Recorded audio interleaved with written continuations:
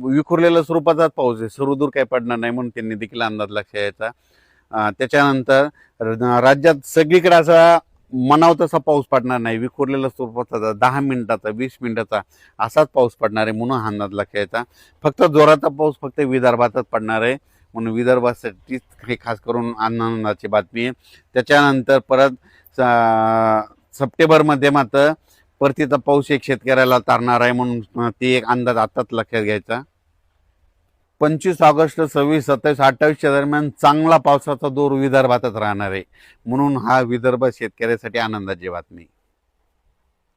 विदर्भामध्ये काय होणार आहे, कमी दाबाचा पट्टा असल्यामुळं ते कमी दाबाचा पट्टा जात असल्यामुळं मग काय होईल, मग त्याच्या विदर्भाच्या बाजूला मराठवाडा आहे. मग मराठवाड्यामध्ये कोणता, परभणी जिल्हा, हिंगोली जिल्हा, त्याच्यानंतर नांदेड जिल्हा, इकडे जालना जिल्हा, ह्या परिसरामध्ये काय होणार, मग रिमझिम पाऊस पडणार म्हणून हे विदर्भामध्ये जास्त पडत असल्यामुळे मराठवाड्याला